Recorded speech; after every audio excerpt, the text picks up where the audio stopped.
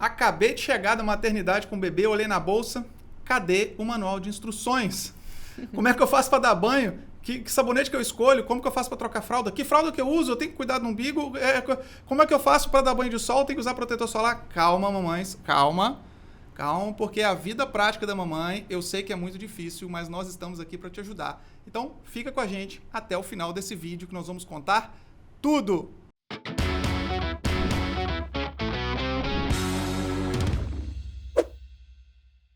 Salve, amantes da pediatria! Sejam todos muito bem-vindos a mais um episódio do Pé de Moleque, o podcast de pediatria mais irado desse Brasil.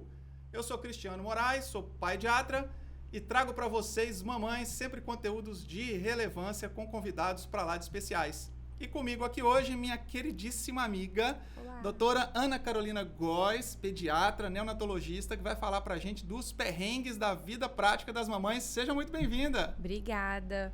Antes, quando pediatra, a gente só vivia ali, orientava, né? Mas quando chegou a prática, porque a prática é diferente. A prática, ela tem um refinamento, tem que ter um refinamento. E aí, bora contar tudo então para essas mamães aí, tirar essas dúvidas todas? Bora. Tá bom, antes fala pra gente aí, quem é você, como é que você se formou e quais foram os seus primeiros perrengues aí como mamãe quando você chegou da maternidade, vai? Meu nome é Ana Carolina, como você já me apresentou muito bem. Eu sou pediatra, neonatologista, formada tudo pela Santa Casa. Eu falei que eu formei 3 vezes, eu podia pedir música na minha formatura. Santa Casa de Vitória. Eu falei que eu podia pedir música na minha terceira formatura, não é assim? Pode pedir, eu falei, eu quero pedir música na minha terceira formatura. Atualmente, né, eu também passo visita em alojamento conjunto, então orientar mães na hora da prática é o meu dia a dia. Quando eu tô no trabalho em casa, né? Porque eu também sou mãe da Manuela, uma mocinha muito agitada de 1 ano e 7 meses. Legal. E aqui, me conta, então você teve toda a sua formação de pediatria, de neonatologia, como você falou, você tá lá na maternidade, faz sala de parto, orienta as mães no alojamento conjunto, ali naquele primeiro momento, os 2, 3 dias ali na maternidade, antes delas irem para casa. Você também teve essa experiência de passar por lá como mãe, né? Tinha estudado muito, se preparou muito, e quando chegou em casa, e aí? Quando chega em casa, o negócio ainda pega, né?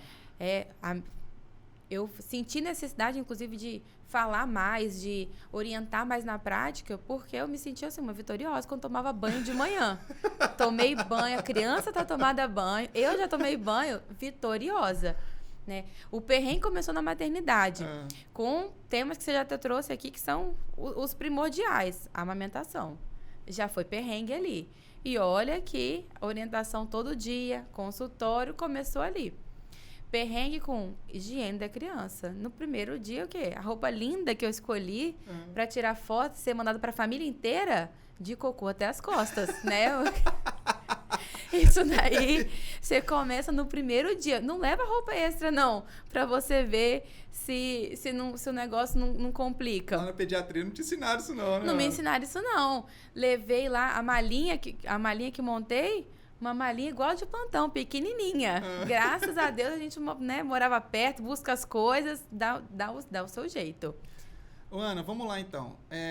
Isso é realmente a realidade, né? A gente parece estar sempre preparado, por mais que a gente estude, mas o dia a dia em casa é muito difícil e cada criança vai ter um ritmo diferente, cada família tem o seu ritmo diferente. Então, chegou em casa. Eu tô com uma lista aqui, ó, que são de dúvidas que as mães estão levantando. Bora zerar essa lista aqui num bate-pronto aí. Eu vou mandando, você vai explicando aí, vai tirando as dúvidas todas. Vamos lá. Vamos. Se eu começar a falar rápido, que tem muita coisa, você fala. Tem muita coisa pra falar aqui. Eu falei, já, se não der pra falar em um episódio, nós vamos partir pra 2. Então, tá? Beleza. Fechado. Aqui, a casa do Pé de Moleque é sua, você é sempre bem-vindo aqui. Bora lá. Primeira coisa que as mães falam, chega em casa, meu menino só faz chorar, né? E aí? E aí, que se ele for pro seu colo e ele parar, ele é uma bela de uma criança normal. Bebês choram. Bebês se comunicam chorando. Ele tá com um desconforto, ele tá com uma coceirinha no pé, se essa vida tá muito seca, ele morava dentro de um líquido, ele vai chorar. E se ele pega e ele é acalentado, ele nada mais é que um bebê normal, porque tá tentando se comunicar com você, passar a mensagem que ele quer. Né? Aí, passando para a prática. Muitas vezes eu falei, essa menina tá alimentada. essa menina não fez cocô. O que é? Eu trocava a fralda, que nem tava tão cheia. Pronto, tinha resolvido. Acabou ali o problema. Né? Então, é a forma de comunicar do bebê. Às vezes dá muita angústia. Da gente tá chorando demais. Eu coloco no berço, o berço parece que tem espinho. Se eu te contar que a minha filha dormiu no berço durante o dia, a primeira vez com 7 meses... Então, assim... Só que como... Aí entra a parte, né, teórico-prática. Na teoria. Eu sabia que ela estava normal. Ela só queria um aconchego. Né? A gente passa na rua, tá lá o filho no colo da mãe, no ponto de ônibus. Então, não vai ter vício. Então, tá tudo bem. Cola é tudo de bom e Cola tá é tudo tudo bem. de bom. Até hoje. Se a gente tem um problema, a gente fala assim... Me ajuda aqui, mãe. Dá um colinho aí. O irmão. A gente procura. Então, não tem problema. Né? E quando a gente traz isso pra prática... acaba que gera uma angústia e tá tudo bem dar o colo, tá tudo bem dormir no colo, tá chorando muito. Mas aí fica querendo ir muito pro peito. Tá tudo bem também. Karine já contou aqui antes, né? Sim. Tá tudo bem. O seio é livre demanda, é a forma que o bebê ele se sente bem, né? Pensa só também, dentro do útero ele tava recebendo comida o tempo inteiro pelo cordão. Deixa a criança lá sugar, ficar quentinha, ficar pertinho da mãe. Aí, parte prática. A minha, à noite, a gente tinha que fazer... Ninguém consegue ficar acordado a noite inteira, né? E o berço tinha espinho. Inclusive, de noite, no primeiro mês inteiro. Caramba. Ela dormia, a gente fazia revezamento. Plantão, não tem nosso plantãozinho? Que a gente marca o horário lá pra passar pro colega, a gente fazia isso em casa. Caramba. Até tá o horário no colo da mamãe. Depois tá o horário, colo do vovô. Depois está o horário, colo da vovó. E no final, o papai pegava. E aí, no meio, a gente ia fazendo o que eu chamo de TT Delivery. Pede um iFood, entendeu? Não pode falar marca, não tem patrocinador, né? Tem não, pode falar, que é livre. Então, é isso. Pede um iFood, ia lá, chamava o TT, amamentava, entregava e ia descansar. Porque isso ia se repetir muitas vezes durante a noite. E tá tudo certo. Então, tem crianças que choram mais, outras choram menos. Pode ser o padrão da própria criança. Não vai chorar, não significa nenhum problema da criança. Como você falou, é a forma dele se comunicar. E a gente tem que se habituar a conhecer o tipo de choro do bebê, assim, exatamente. À medida que a gente vai conhecendo a nossa criança. E né? isso não tem 1 mais 1 igual a 2. É no dia a dia que você vai conhecendo o choro do seu bebê, vai reconhecendo o que ele está demandando. Né? Obviamente, existem choros que vão ser mais diferentes. Né? Vai ser aquele choro que você não consegue acalentar. Esse é o choro que você vai... Que você, procurar alguma coisa que está acontecendo que você de errado, vai procurar né? o que está acontecendo. Uma criança irritada, uma criança que está com dor, ou que a mãe pega, o pai pega, o avô pega e ela continua chorando irritada, aí nós vamos procurar o que está acontecendo. Mas a criança que chorou, pegou, ficou gostosinha no colo, tá tudo tranquilo. Certo. Maravilha. Eu brinco, inclusive, na maternidade. Sem desespero, então, Sem né? desespero. Quando as mães falam, doutora, tá chorando demais, eu falo assim, parabéns, você tem um filho normal. Parabéns, você teve um bebê. Maravilha. Aqui, aí fala de choro, você falou assim, pode ser alguma dor, alguma coisa, aí todas as mães já falam, pô, 3º dia de vida, Cris, me liga, esse menino tem cólica, ele tá com cólica porque ele não para de chorar e chora o dia inteiro. Cólica, existe cólica mesmo do lactente? Quando que isso começa? Tem que me preocupar com isso? Isso é realmente a causa de todos os choros do bebê? Existe cólica, mas coitada, ela leva a culpa de tudo, né? Uhum. Tudo é cólica nessa vida. A cólica clássica, ela é a doença dos 3. Ela vai começar por volta da 3ª semana. Por volta, né? Medicina não é matemática. Pode ser um pouco antes, como um pouco depois. Por volta das 3 semanas de vida. Ela vai durar geralmente até o 3º mês. Geralmente ela se repete por 3 vezes na semana e dura um choro delicioso por 3 horas. E quem cura? O 3º pediatra. Por quê? O 3º pediatra, você vai no 1º mês no pediatra. O pediatra fala, não tenho nada para fazer. Você não satisfeita, troca de pediatra. Vai no segundo mês. Ele fala, não tenho o que fazer. No 3º mês, que o bebê já ia melhorar, esse pediatra é maravilhoso. Ele curou a cólica do bebê. Então, é a doença dos 3. Ela vai passar. Isso depende de maturidade do intestino do bebê. Existem coisas que podem aliviar? Existem coisas que podem aliviar. Fala coisas práticas aí. Você usou alguma dessas coisas? A sua tinha muita cólica? Tinha. A minha tinha mais disquesia. Ela não tinha cólica clássica, né? Porque tem uma diferenciação aí, né? O bebê, ele pode ter somente gases. Naquele dia, chorou muito, engoliu mais ar, pegou errado um pouquinho no peito, engoliu mais ar. E aquele dia ele tá um pouco mais confortável. É uma coisa pontual, passou naquele dia, foi. Ele pode ter uma disquesia, que é, né, uma descoordenação.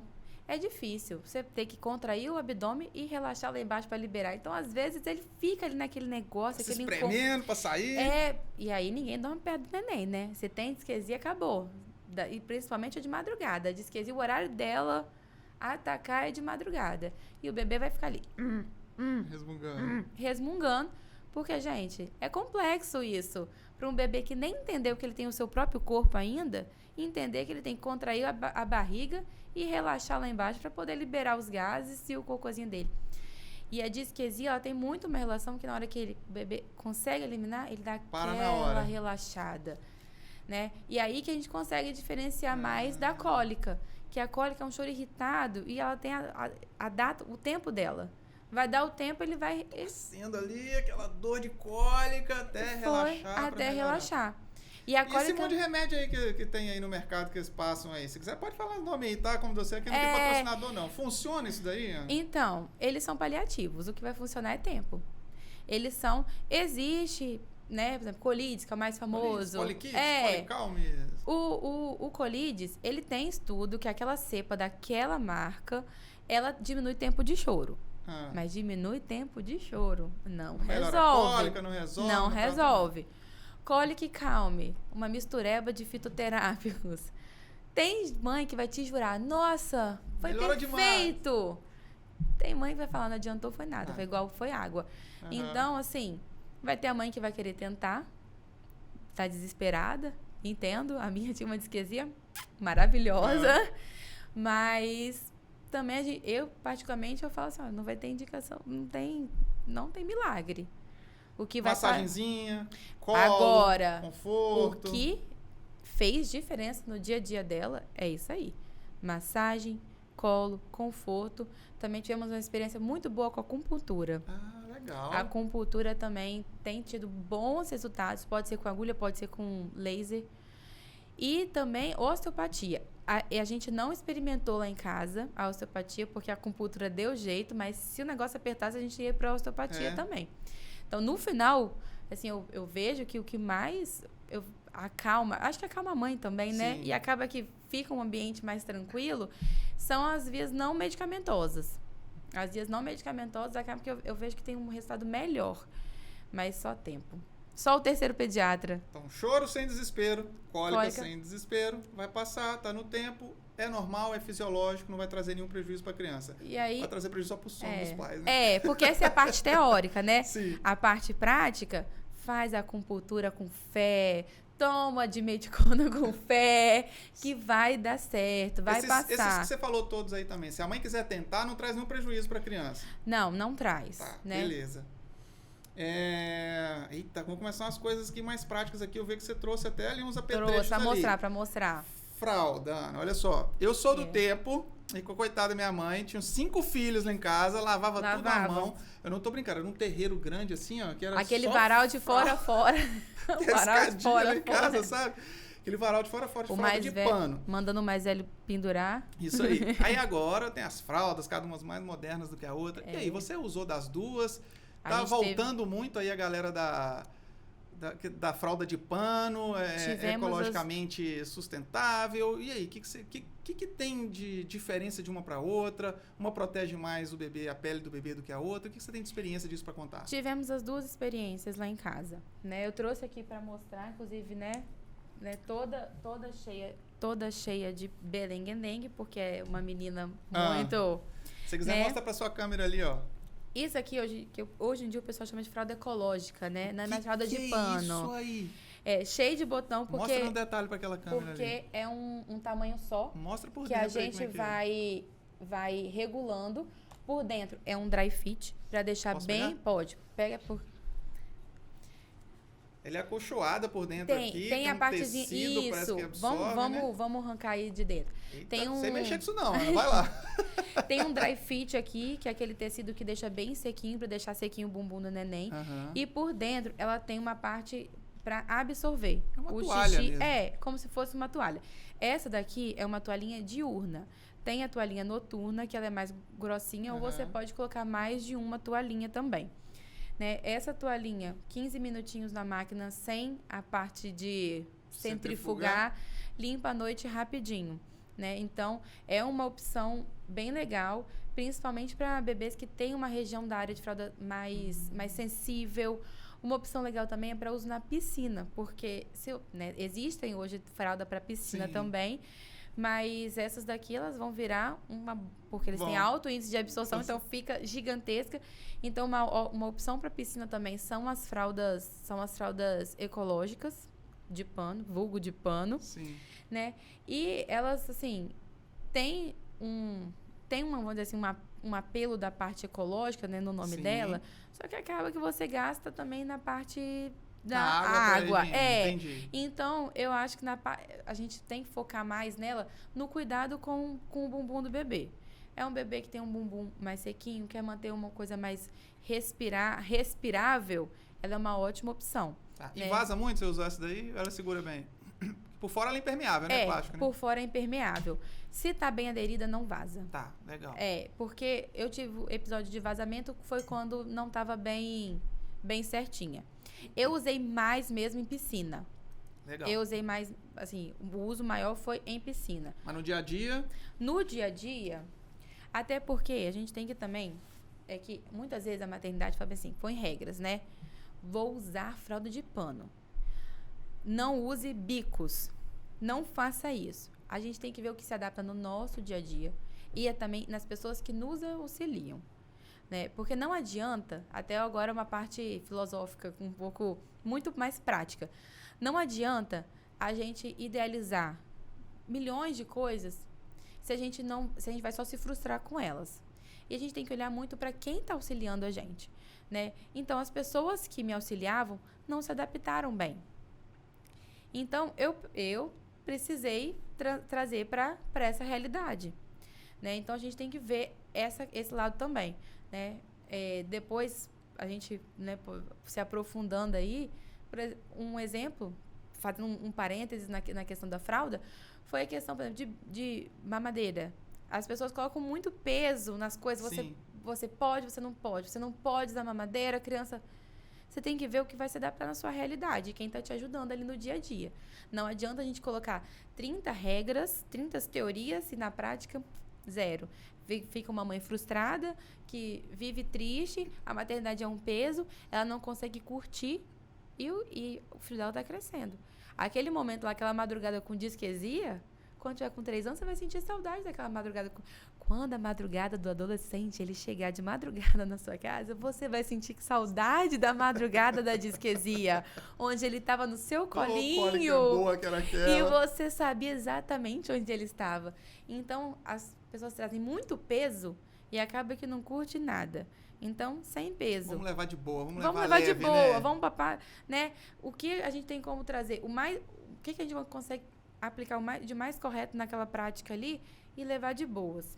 Aqui eu trouxe 2 exemplos de fralda. Então, também rapidinho.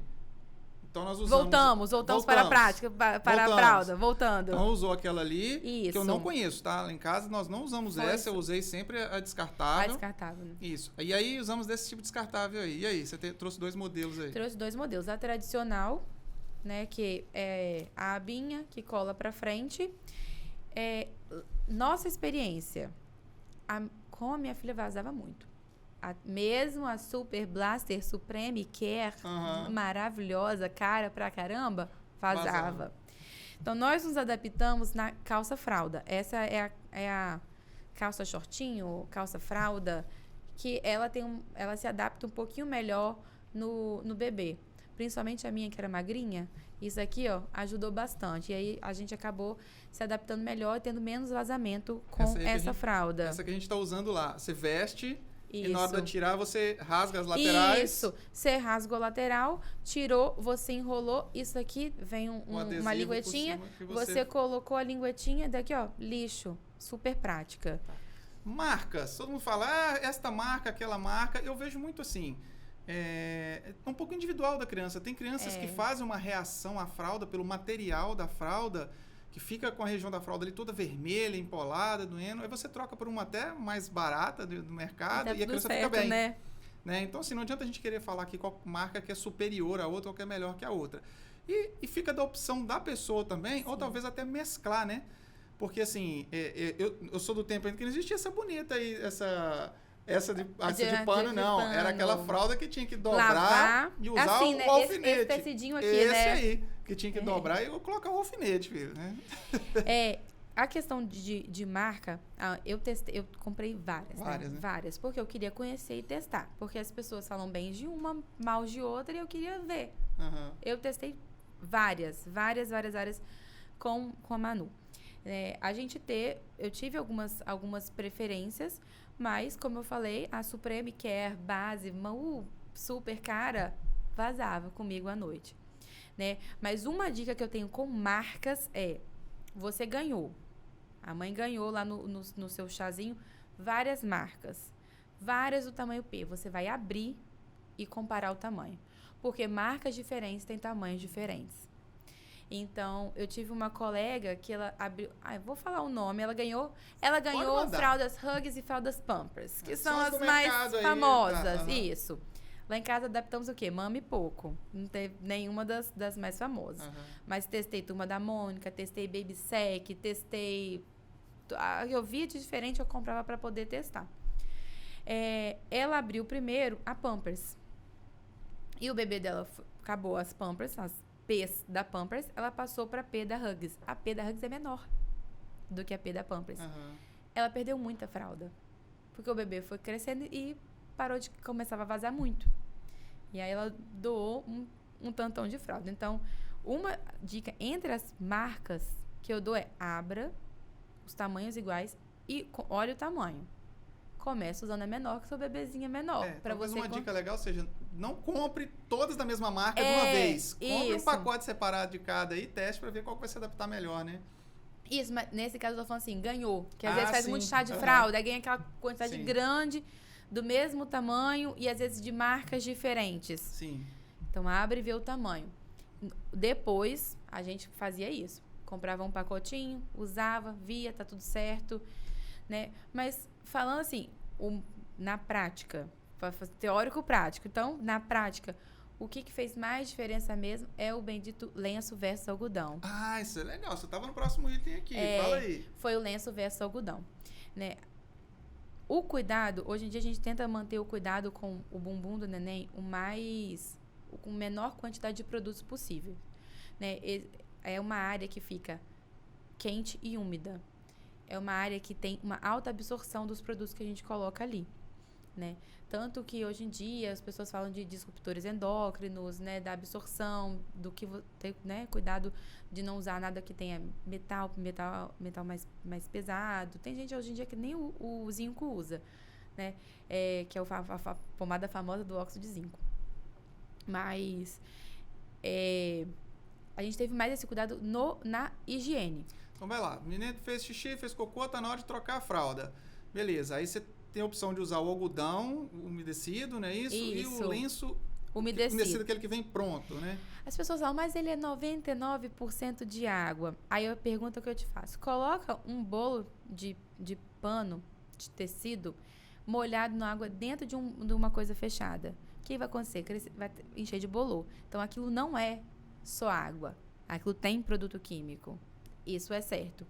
E aí, o contato com o produto químico, na região de fralda, ele irrita muito a pele. É uma área, como eu estava dizendo, que fica fechada e ali o contato, aquela umidade, aquele calor, acaba que irrita mais o produto no contato direto com a pele.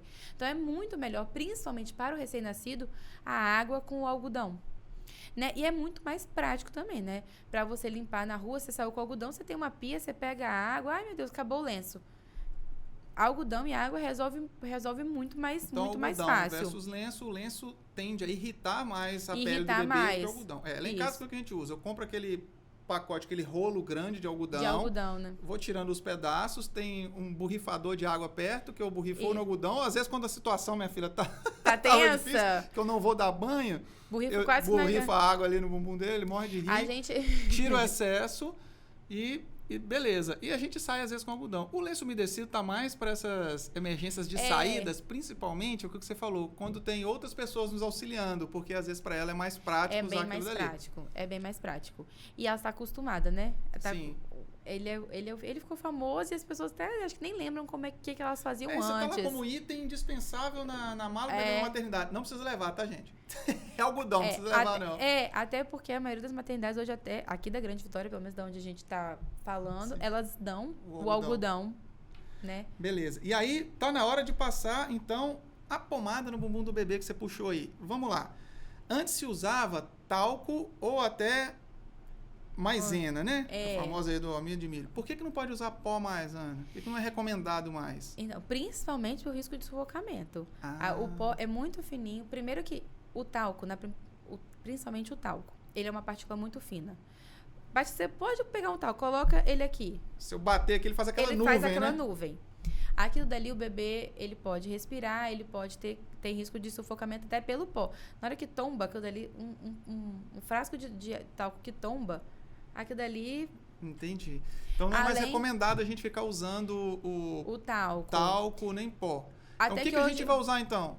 Hoje em dia, eles até falam das substâncias que tem no talco que também não estão tão legais, né? Eles até tiraram alguns de circulação, depois eles reformulam, voltam, mas tem a questão da substância também. Pomada ou atualmente, mas isso é um pouco controverso com a SBP, que é a Sociedade Brasileira de Pediatria, o óleo de coco. As dermatopediatras, elas gostam muito, né? Mas o manual que a sociedade hoje em dia orienta, ela não coloca como primeira escolha o óleo de coco. E os outros óleos ela não indica, né? Ela coloca que pode ser benéfico, que pode hidratar, mas não coloca como uma primeira escolha. Seria a pomada mesmo. E que pomada que é? Com que substância que tem que ter nela? Se ela tiver vitamina, pode ter o óxido de zinco, apesar de algumas pessoas hoje em dia falar alegarem que ela pode... Que tem alguns estudos surgindo... o óxido de zinco clássico, qual que é? O clássico. É o hipoglós. Do lado de trás. O hipoglós, é o Bezevit Prevent, é o Bepantol, todas essas são pomadas. A pomada da Hugs, apesar, né, é uma pomada... A gente acha que tá ligada à marca da fralda, não é uma... É uma pomada legal. A Desitin, que é famosinha, é uma pomada legal. Então, rasgando, né? A Mais D é uma pomada legal. O que a gente não pode é colocar ali tratamento. E o que seria tratamento? Nistatina. Quando a gente chega na farmácia, aqui tem assim, né? Tem assim as pomadas normais e tem assim um balcão gigante, óxido de zinco mais nistatina. É esse balcão enorme de óxido de zinco mais nistatina te induzindo a comprar aquela pomada não é para prevenir assadura. Aquela pomada é para tratar uma infecção fúngica que pode acontecer na região de fralda. Então, o nosso principal cuidado, na verdade, é evitar gastar com tratamento uma região que não tem nada, né? A gente só vai ali aprimorando os fungos e as bactérias, né? Vamos deixá-las bem treinadas contra o que a gente tem contra elas. É só isso que a gente está fazendo. Se usa nistatina na região da fralda. Então, legal. Trocou a fralda, usou o que você quis lá, deixou bem sequinho, você vai passar pomada, óxido de zinco mais vitaminas, não usar nistatina. Já vi pessoas usando até pomada de corticoide. Pelo amor de Deus, gente. Para de ficar passando pomada de corticoide. Só passa com indicação do pediatra. E aí dos olhos. Vou falar a minha experiência prática lá em casa. A minha esposa gosta mais da pomada. O lance da pomada é que a pomada ela tá ali só para grudar na pele, fazer uma barreira para que as fezes e a urina não fiquem em contato com a pele. Só que na hora de tirar, às vezes as pessoas ficam esfregando muito aquilo e isso pode assar o bebê um pouquinho. Né? Eu tenho uma experiência boa com óleo, AGE, óleo de girassol, da marca famosa aí, cara, que nem precisa ser que é a Dersane, nem precisa ser, pode ser outras mais baratas, né? Que é ácido graxo essencial, né? AGE. É derivado do óleo de girassol. Eu gosto porque você coloca o óleo ali, ele faz aquela camada, e quando você for limpar, você joga um pouquinho de água, aquilo já escorre e já fica limpo. Mas, se a minha mulher não gosta, porque mancha tudo. Eu mancho todos os panos do trocador com aquele negócio. Mas dá o resultado do mesmo jeito. Mas então o que está recomendado pela SBP é usar pomada de óxido de zinco ou de vitaminas só para proteção e não usar anistatina. Isso. E o óleo de coco, ela coloca que pode ser benéfico. Só não coloca como uma primeira indicação. Se você conversar com o dermatopediatra, ela vai falar para usar o óleo de coco. Entendi. Beleza. Vamos agora assim um bate-pronto aqui bem rapidão pra gente ver se consegue falar mais coisa? Vamos. Mas na fralda tem o quê? O umbigo. Eita! Trocamos a fralda, esquecemos do umbigo. Tá na sequência aqui, ó. Ia vir antes do umbigo aqui, ó. Fezes. Qual que é o aspecto das fezes do bebê quando chega na maternidade? É aquela graxa. E é aquela fezes que a gente espera. É a escura e graxenta, a da maternidade. Como é que é o nome dela? É o mecônio. Ele é o mecônio, é o que... As pessoas até sabem o nome, às vezes não sabem aquela consistência, né? Ela é uma fezes que vai ali se formando já durante a gestação, porque o bebê, durante a gestação, um choque. Ele mama líquido amniótico. As pessoas, meu Deus, engoliu água de parto.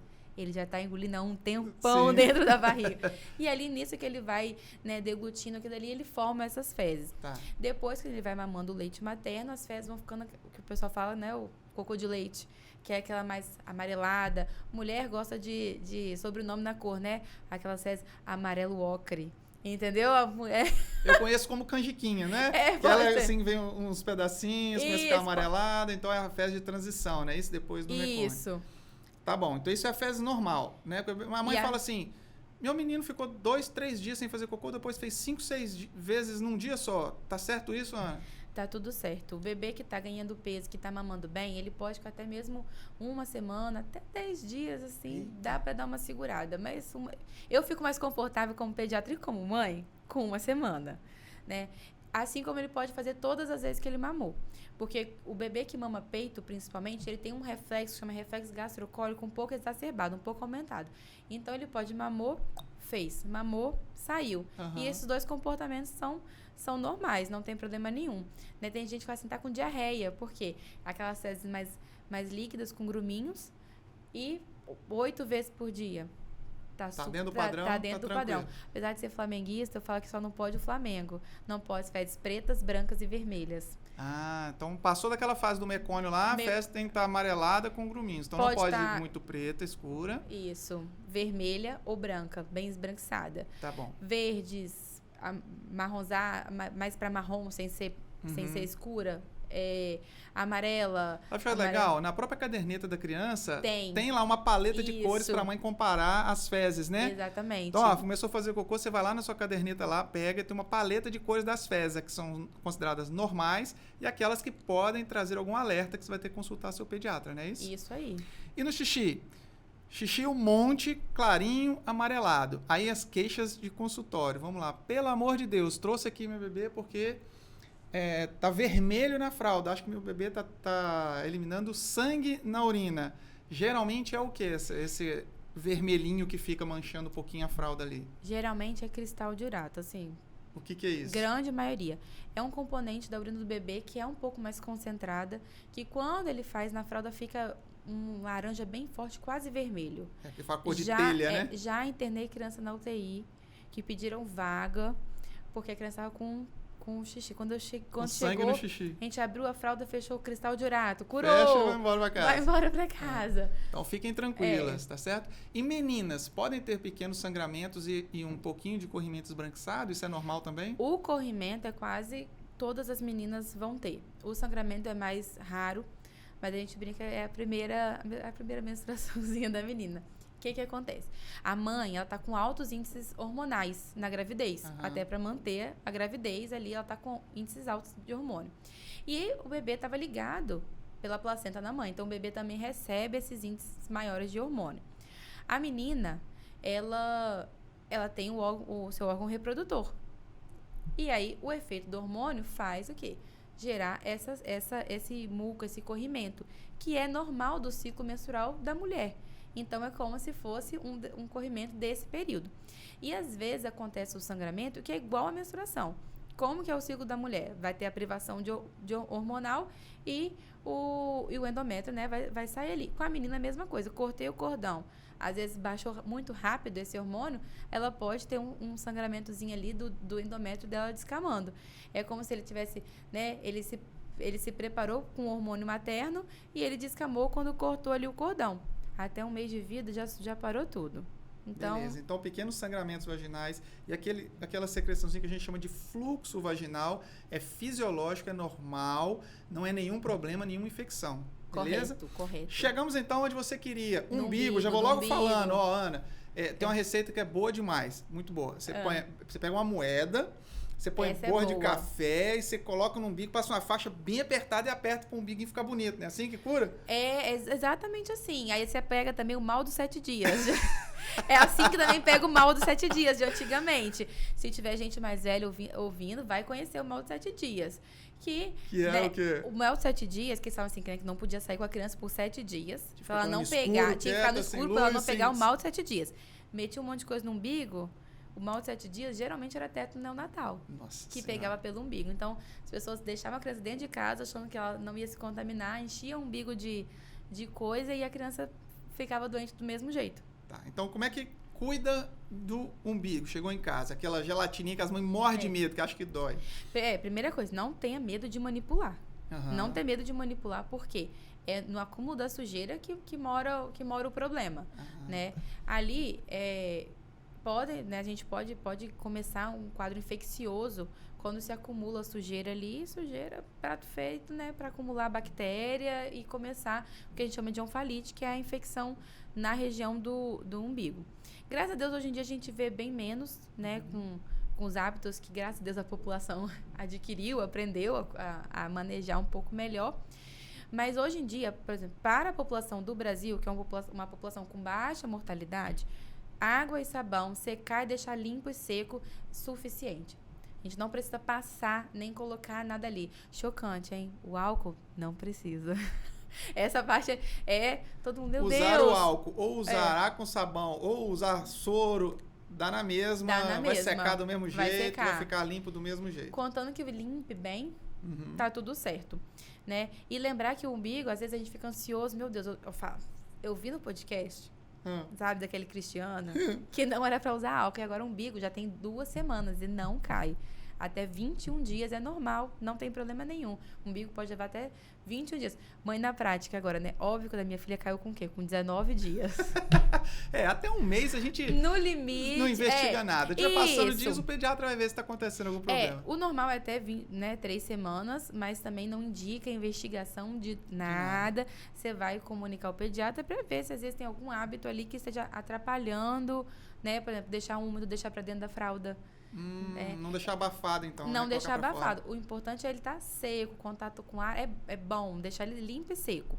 Dependendo da população que você tá lidando, é plausível você utilizar alguma substância antisséptica. Mas lembrando que é somente na parte do coto umbilical. A pele não precisa. A pele, se a gente ficar passando, vai absorver aquela substância, vai irritar, vai ficar vermelha e não vai ser nem um pouco benéfico. Até porque o que a gente quer? A gente quer que a criança seja colonizada pela flora da mãe, pela flora da família.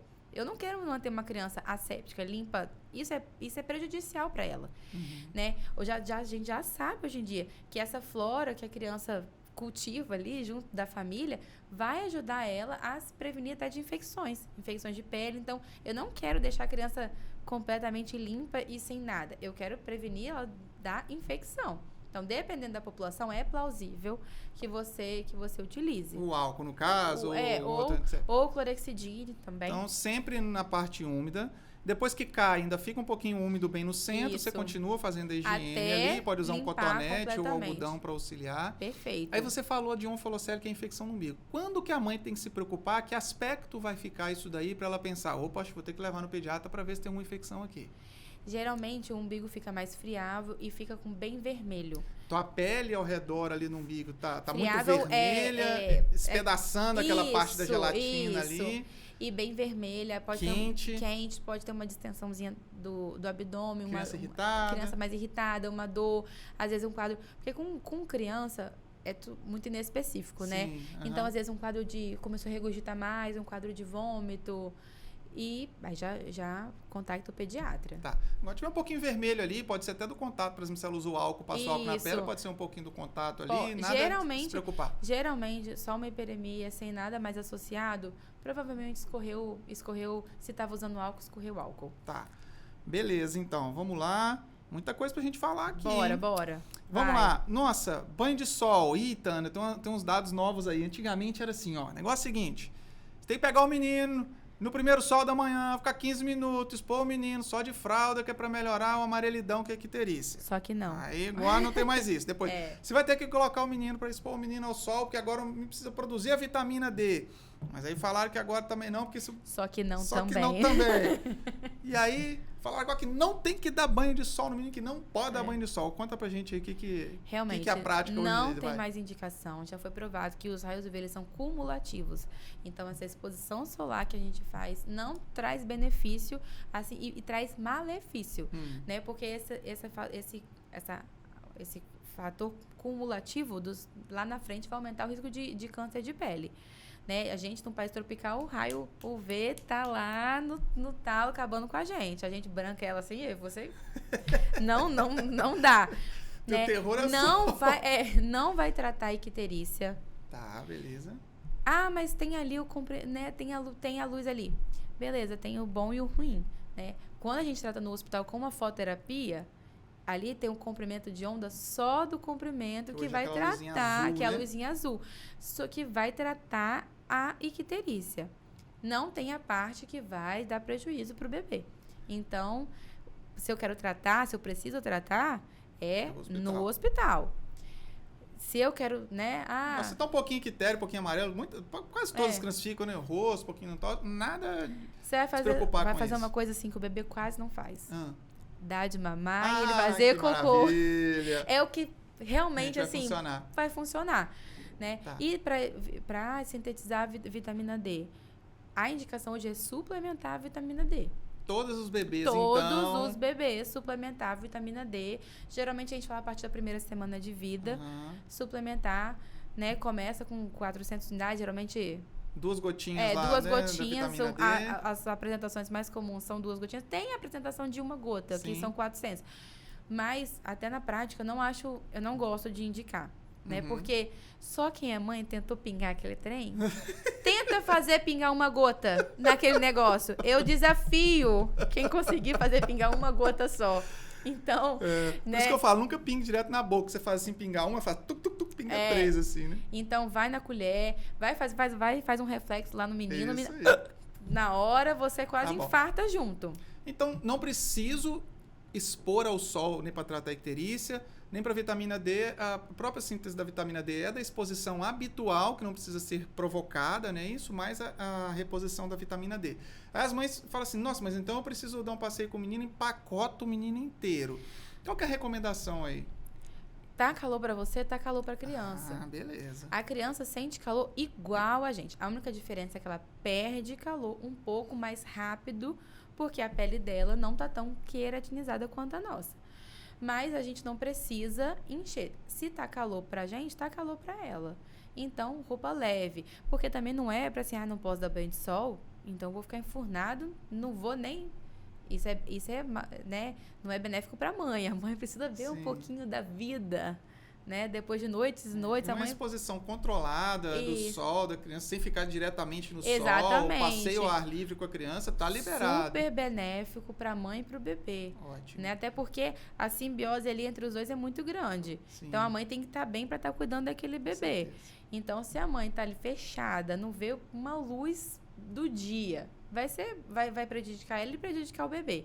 Então, um passeio ao ar livre com o bebê, né? Protegidinho, né? Não com roupa, eu quero dizer, do sol. Sim. Sem ser a incidência solar direta, mais do que é bom. Ótimo. Aí você já puxa o gancho aí, roupa, Ana. Vê se você não puxa pela memória. Você tá lá no seu plantãozinho, aí chega uma mãe que trouxe um bebezinho recém-nascido, sei lá, 10 dias com febre. E quando ela entra no consultório, nesse nosso tempinho aqui, né, que são, como diz a colega minha, que são 4 estações do ano, né? É quente, calor, mormaço e muito quente. Pegando fogo. Pois é, aí a criança tá toda empacotada, né? Com mais um casaco, com gorro e com mais aquela manta bem quente por cima. Qual que é a recomendação? Como que a mãe vai saber se o bebê tá com frio, não tá? À noite, por exemplo, que dorme no ar-condicionado ou ventilador, ou de dia? O que é a recomendação de roupa aí pro bebê? O bebê, ele vai estar como a gente. Tá. Então, se a gente tá fresco, o bebê tá fresco.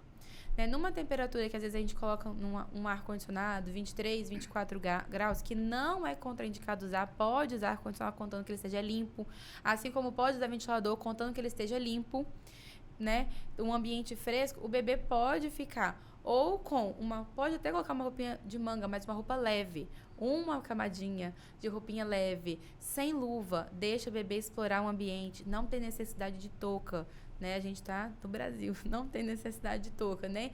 Quando nasce, assim que nasce, para homeostase, para o bebê se adaptar ali, a gente até, né, às vezes, é legal colocar uma touca. Mas depois daquele momento, não precisa mais, né? Roupa leve, nessa temperatura. Ah, esfriou um pouco, você coloca a mesma roupa, só que você coloca um pouquinho mais grossinha, não precisa.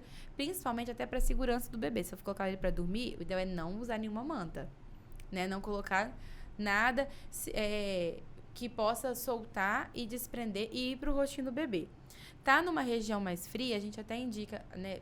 Precisa mesmo, aí já tá lá menos de 20 graus na temperatura do ambiente, menos de 18 a 20 graus ambiente, aí a gente coloca mais roupinha no bebê, coloca uma roupinha mais grossa, ou pode até o saquinho de dormir quando é para dormir, que é uma roupinha que você veste, você coloca a manguinha comprida no bebê, você veste e fecha o zíperzinho, e aí o bebê fica ali aquecida como se fosse um cobertor que eu vesti. Ah, tá.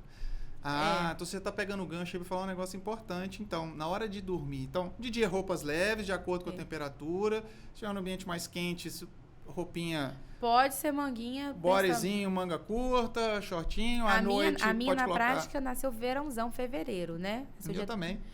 Ela usava body e meia. E a meia, só porque o pé, eu sentia que ele ficava mais geladinho, a extremidade fica mais geladinho. Era body, manga curta e meia. Beleza.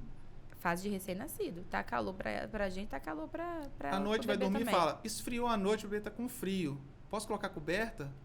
Então, não pode. E aí, como é que eu faço? Aí tem que ser, então, uma roupinha mais quente ou esse cobertorzinho exatamente. Que você falou que ele vestiu. Por que eu não posso colocar coberta? Aliás, por que eu não posso colocar outras coisas dentro do berço? Todas essas outras coisas, elas aumentam o risco de sufocamento e de morte súbita no bebê.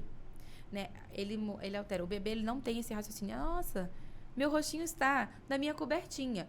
Vou levantar a minha cabecinha e ele não consegue nem levantar a cabeça dele na fase de, né, principalmente na fase de recém-nascido. E ele não tem esse raciocínio, né? O bebê, às vezes, você está trocando a fralda dele, ele bateu, colocou uma fralda no rosto, ele já está se afogando, ele está desesperado, ele não sabe o que fazer, né?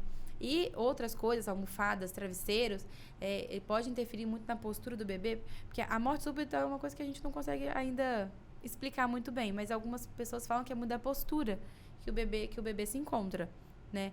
Que eles falam que pode ser asfixia postural, né? Eu já li algumas referências que ele fala, não tem como provar, mas alguns autores acham, você ainda mais na intensiva pediátrica pode falar isso aí melhor ainda do que eu. E aí esses outros itens, eles podem gerar posturas para o bebê perigosas, que vão aumentar esse risco da morte súbita. Então, o berço é colchão firme, retinho, sem nada. Por isso que o berço tem spin, né? Mas é o mais correto. Sem ninho. Chocante agora, momento. O ninho não é item essencial do seu enxoval. Tantã! Falou no podcast. Não é, né?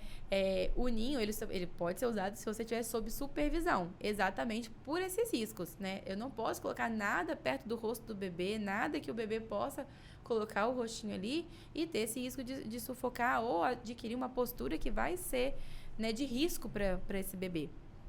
Então, o berço é puro, sem nada. Ah, mas eu ouvi dizer que é bom inclinar o berço. Legal, é bom inclinar o berço. Aí a gente pode colocar por debaixo do colchão. Ou no meu caso, ó, agora prática, hein? Peguei 2 livros, tipo, de medicina. Volume 1, volume 2. coloquei no pé do berço, inclinei o berço como um todo, Pronto. ficou perfeito, Ótimo, entendeu? Então, ó, pelo amor de Deus, gente, vocês não sabem o que é o desespero de uma mãe chegar pra gente no pronto-socorro, com a criança nos braços, vítima de morte súbita. Então, o berço, como ela falou, é colchão firme, o bebê deitado em que postura, Ana? Barriguinha pra cima. Barriga pra cima. Tira aquele monte de bonequinhos, apetrechos, cobertas que você achou lindo. Durante o dia você deixa lá porque tá enfeitando o berço. Vai deitar, vai dormir, tire tudo. Tá certo? E outra coisa que coloca aquelas proteções todas na lateral e tampa todo o berço e impede a circulação do ar ali dentro também, e o que prejudica o bebê. Então, beleza, para dormir é isso. Ficou um item para trás aqui que nós vamos pegar o gancho aí quando você falou de temperatura. Bora. Opa, lembrei de um negócio.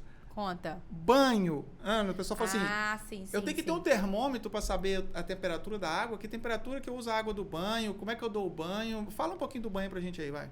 O banho, primeira coisa, rápido. O bebê ele não precisa de um banho demorado.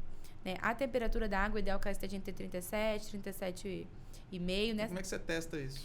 Então, pode ser com um termômetro. O que eu oriento na prática? Pega um termômetro, agora todo mundo tem termômetro infravermelho que mede superfície também. Mediu uma vez, tá na temperatura certa, mede sua mão lá dentro. Agora, você sabe a temperatura que tem que estar. Então, você não precisa toda vez, todo banho, ficar medindo a temperatura. Geralmente eu mergulho o antebraço e testo com o antebraço e deixo um tempo lá. Pra ver se tá confortável, né? Confortável, porque às vezes a gente coloca assim, não, tá bom. E na verdade tá mais quentinha. Né? Às vezes, mesmo a gente falando assim, testa no antebraço, tem gente que fica inseguro. Não, mas e se tiver muito quente? Então, beleza, mede uma vez. Coloca o braço lá, você vai saber qual que é a temperatura da água ideal. E das próximas vezes você vai só sentindo no braço. Quando eu tava fazendo curso de gestante, eu sempre levava uma banheira, colocava a água, media a temperatura e falava, agora todo mundo vem aqui, põe a mão. Colocou, agora vocês sabem a temperatura que vocês vão colocar em casa. Legal. Não precisa mais ficar medindo temperatura, todo mundo já testou, já sentiu qual que é a temperatura. Beleza. Temperatura da água é isso. Aí tem que ter lá, né? Tem que ter shampoo, condicionador, não tem que ter isso tudo, Ana? Não precisa de nada. Então como é que é o banho, então? A gente vai optar por um sabão, de preferência líquido, né? Aí... Infantil. Não usar sabonete de adulto. E nem de antibactericida, né? Nem os antibactericidas. A nossa pele, ela é mais ácida, né? E a gente quer manter esse pH ácido da nossa pele. Hoje em dia, os sabonetes que mais se assemelham são sabonetes líquidos infantis, que geralmente têm um pH neutro para ácido, ou os Syndex, que são detergentes sintéticos. Né? Os dois têm uma boa ação na limpeza, né? E os dois podem ser utilizados, se não tem assim, esse aqui só usa esse, que só esse que é bom. Né? Não tem. Às vezes vai precisar trocar, porque a pele do bebê ficou um pouquinho mais ressecada, e aí você vai dar aquela adaptada. Mas trocar, testar algum outro, mas não tem. Infantil, líquido, vai usar ali, né? Então vamos lá. Sabonete líquido, infantil, não usar o de adulto, não precisa usar shampoo infantil, nada disso. Não tem necessidade. O próprio sabonete. Molhou a cabeça, protegendo os olhos, lava primeiro a cabeça, né? Rosto, depois cabeça, vem lavando de cima para baixo, banhozinho rápido. Geralmente a gente pode fazer o quê? Pegar essas fraldinhas fininhas, enrola o bebê nessa fraldinha, limpa a cabecinha e o rostinho, que tá com o quê? Com a água mais limpa. A água que você acabou de colocar. Então, você vai limpar essa região. Tá frio, você pode até secar a cabecinha e depois seguir no restante do banho. Agora, sim, parênteses, item de enxoval para bebês cabeludos. Agora a parte prática. A parte prática vai entrar, não vai ser só o banho teórico. Tem um item de enxoval, que é um negocinho de silicone que estava na loja com a minha família e a vendedora falou assim, olha só, isso daqui é para tirar as casquinhas assim que nascem. Eu falei, que item inútil. Pelo amor de Deus. O avô falou, vou levar. Foi o item que eu mais usei. E a sua era cabeludinha? A minha era cabeludinha. Ficava com aquela... Então, era ceborrézinha, que são aquelas casquinhas saindo assim? Você esfregava ali, e às vezes você fica um pouco inseguro de esfregar mesmo o cabelinho. Sim. Ia com esse aparelhinho de silicone ali. Uma escovinha? Assim? Uma escovinha redondinha, delicadinha de silicone, com umas sardinhas bem pequenininhas. Limpou ali, enxagou. Na mesma fraldinha que o bebê dá enrolado, pode colocar ele dentro da água, até para dar uma segurança maior para ele estar aconchegado, ele então se adaptar. você entra com o bebê enrolado na fraldinha, que legal. Enrolado na fraldinha. Porque... Até segurança para quem está segurando a primeira vez, ele não ficar escorregando, escorregando. Né? Se tiver sem, uma dica é pegar no bracinho do neném aqui e agarrou aqui, colocou o bebê, apoiou em você, agarrou no bracinho aqui, criança não cai, né? Mas uma dica é deixar envolto numa fraldinha fininha, numa fraldinha fininha mesmo, trava-língua, né? E até na hora de virar, outra questão prática. Agarrei aqui, virei para poder limpar a parte de trás. Gente, olha a cabeça da criança para não afundar dentro d'água, né? Isso aí na prática, às vezes alguém que está ouvindo que não tem filho pensa assim, gente... Eu nunca vou fazer isso. Nunca que eu vou fazer isso. Na prática, lembra... Dicas especiais do banho. Vamos fazer um check. Um check. Sabonete, líquido infantil ou Sindet. Lavar primeiro a cabecinha. Temperatura da água, testa no antebraço ou mede uma vezinha, colocou a mão, você vai saber ali qual que é a temperatura. Na hora que você for lavar as costinhas do bebê, olha se o rosto não está dentro da água. E um último, outro item que eu falei bem assim. Pra quê, gente? Item de enxoval. Mas vou comprar, isso aí eu que decidi comprar. Eu vou comprar, vou testar. Almofada de banho ou redinha de banho. Porque a gente não pode deixar o bebê de forma nenhuma sozinho ali no banho. E a gente tem que ter tudo na mão. Óbvio que no dia a dia, o que a gente esquece? A toalha. No dia a dia, isso vai acontecer, né? Você não vai deixar a criança nunca ali. Mas, às vezes, você quer esticar para pegar a toalha e não consegue soltar, você não colocou tão perto assim. Você livra as duas mãos ali, né? Você consegue... ficar de olho na criança, tá na almofadinha, principalmente crianças que já têm alguma sustentação do pescoço, é melhor de usar nas crianças que já têm alguma sustentação. Se ela tá ali, você pegou a toalha, você nunca vai deixar a criança sem supervisão. Mas aqui, pegou a toalha, colocou aqui, já colocou o bebê direto, já enrolou e partiu pro quarto para trocar a roupinha, ou até do banheiro mesmo, né? Tem gente que prefere. Tá. Beleza, eu quero fechar esse do banho justamente focando um pouco mais nessa segurança do banho. Então, você vai para fazer troca de fralda, dar banho, primeiro prepare o local, coloque tudo o que você precisa ao alcance, que você não pode deixar o bebê nenhum segundo. Nunca, jamais. No trocador e nem na banheira. Então, segurança, nunca deixe a criança. Mas eu esqueci alguma coisa. Pega a criança no colo e leve até lá. Pega o que você precisa tá fazendo. E retorne. Então, eu já peguei queda do trocador, afogamento em banheira porque deixou a criança desassistida, e eu já peguei queda do colo, estava dando banho no chuveiro, no colo, a criança sem a toalhinha. É a hora que o pai ensaboou, a criança escorregou e caiu e fez um traumatismo craniano. Então, assim, quer dar banho no colo, no chuveiro, pega essa dica da Ana. Enrola ele na toalhinha, bem fininha, que vai segurar o bebê, ele não vai escorregar. Porque às vezes o pai gosta, a mãe gosta de levar o bebê para dar o banho ali aconchegado, né? Mas muito cuidado com acidentes. No banho no chuveiro, que ele pode ser dado desde sempre. A dica que eu falo, eu falo que é a camiseta do banho do papai. Porque geralmente quem gosta mais desse banho é o pai. Sim. Né? E eu falo, deixa às vezes uma camiseta que vai estar ali para poder ter atrito. Precisa ter um atrito para o bebê não escorregar. E é muito importante no banho de chuveiro você não ensaboar o bebê todo de vez. Você vai segurar a parte de cima, ensaboar embaixo e enxaguar. Segurou mais embaixo, vai ensaboar a parte de cima e enxaguar. Nunca no banho de chuveiro ensaboar o bebê inteiro.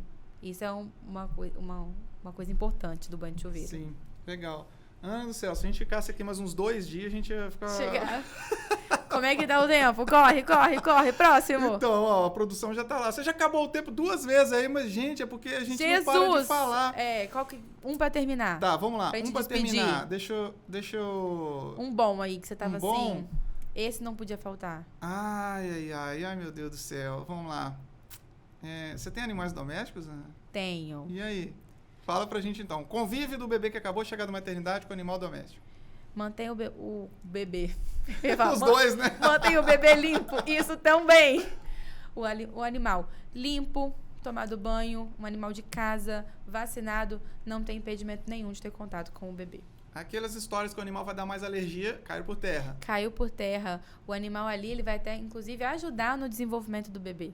né? Tem gente que fala, tem algumas linhas que falam até que o bebê engatinha mais rápido porque vê o animal e imita o movimento. E quer interagir, não. E outra, já tem algumas evidências mostrando que crianças que convivem desde o nascimento, quando eram bebês, com animais em casa, principalmente cachorros, que são os mais estudados, gatos e cachorros, é até melhor para a parte deles respiratória, Sim. imunológica e alérgica, né? Porque Sim. ele tem contato ali com o alérgeno desde sempre, né? E Então não precisa mandar o seu animal embora, pelo amor de Deus, e nem deixar ele trancado sozinho lá fora. Não. Deixa ele interagir, deixa ele saber que tem agora um bebezinho ali dentro de casa, mantém o animal sempre limpo e vacinado, como você falou. Daí tá tudo certo. E deixa conviver. Eu tenho uma lá em casa que é a primogênita, né? É, ela chegou antes dos dois, então eu falei, ó, vocês vão ter que aprender a conviver com ela aí. Lá quem manda é a Memé. Entendeu? Acorda, ela chama a Memé. Cadê a Memé? A Memé tem que estar perto.